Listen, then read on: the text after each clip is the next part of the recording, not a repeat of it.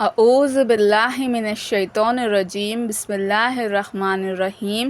السلام علیکم ورحمۃ اللہ وبرکاتہ۔ نکاح۔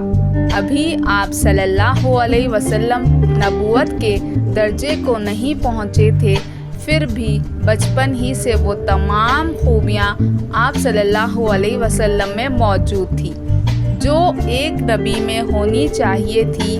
بچپن ہی سے آپ صلی اللہ علیہ وسلم تمام بری باتوں کو ناپسند فرماتے تھے۔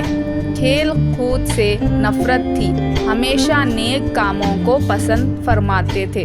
تجارت کو اپنا ذریعہ معاش بنایا اور ایسی سچائی اور امانت داری سے آپ صلی اللہ علیہ وسلم نے کام لیے کہ لوگ آپ صلی اللہ علیہ وسلم کو صادق اور آمین کہنے لگے۔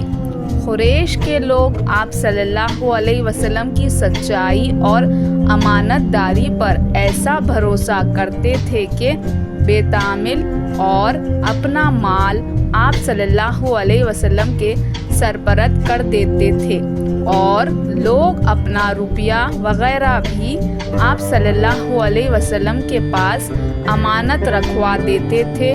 رب کا قاعدہ تھا کہ امیر لوگ اپنا روپیہ کسی محنتی و تجارت پیشہ شخص کو دیتے تھے، وہ شخص اسے تجارت کرتا تھا، پھر جو نفع ہوتا تھا دونوں آپس میں بانٹ لیتے تھے۔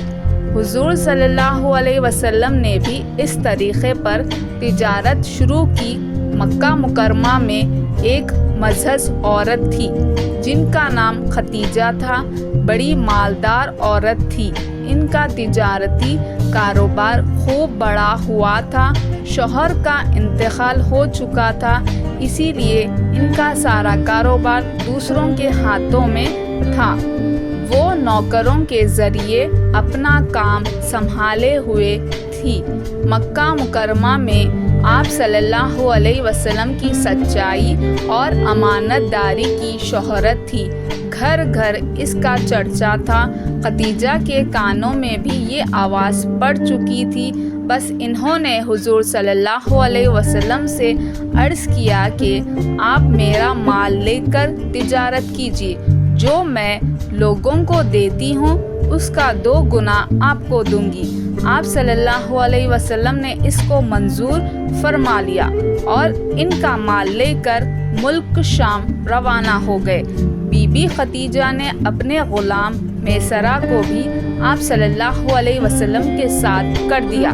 اس تجارت میں بی بی ختیجہ کو بہت نفع ہوا۔ وہ آپ صلی اللہ علیہ وسلم کی ایمانداری سے بہت خوش ہوئی۔ اس سفر میں بھی نستور نامی ایک راہب نے آپ صلی اللہ علیہ وسلم کے غلام کو آپ کے نبی آخر زماں ہونے کی خبر دی تھی۔ میسرہ نے سفر کے سارے واقعات اور خیر و برکت کے تمام آثار حضرت ختیجہ سے بیان کیے۔ بی بی ختیجہ کے دل میں آپ صلی اللہ علیہ وسلم کی سچائی اور امانت داری نے گھر کر ہی لیا تھا۔ اب وہ آپ صلی اللہ علیہ وسلم کے خوبیوں کو سن کر دل و جان سے فریفتہ ہو گئی۔ کچھ عرصے کے بعد حضرت ختیجہ نے حضور کے پاس نکاح کا پیغام بھیجا۔ حضرت ختیجہ بہت شریف گھرانے کی تھی، ان کا نسب حضور کے نسب سے ملتا تھا۔ ان کے والد کا نام خلوید اور ماں کا نام فاطمہ تھا۔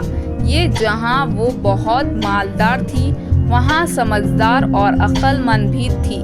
مکہ مکرمہ کا ہر اعلیٰ نسب ان سے نکاح کا خواہش مند تھا، مگر چونکہ ان کو حضور صلی اللہ علیہ وسلم سے سچی محبت اور عقیدت پیدا ہو گئی تھی، اسی لیے انہوں نے سب پر حضور صلی اللہ علیہ وسلم کو ترجیح دیتے ہوئے خود پیغام دیا۔ آپ نے بھی اس پیغام کو خوشی سے منظور فرما لیا۔ حضور صلی اللہ علیہ وسلم سے وہ 15 برس بڑی تھی۔ حضور صلی اللہ علیہ وسلم کی عمر شریف 25 سال تھی۔ اور وہ 40 سال کی تھی۔ کچھ دنوں کے بعد بڑے سادے طریقے سے نکاح کی رسم ادا ہوئی۔ ابو طالب اور حضرت حمزہ رضی اللہ تعالیٰ عنہ اور حضرت عباس رضی اللہ تعالیٰ عنہ اور خاندان کے خاص لوگ حضرت خدیجہ کے مکان پر گئے۔ ابو طالب نے خطبہ نکاح پڑھایا اور مہر 500 درہم مقرر ہوا اور شادی کی تقاریب انجام پائی۔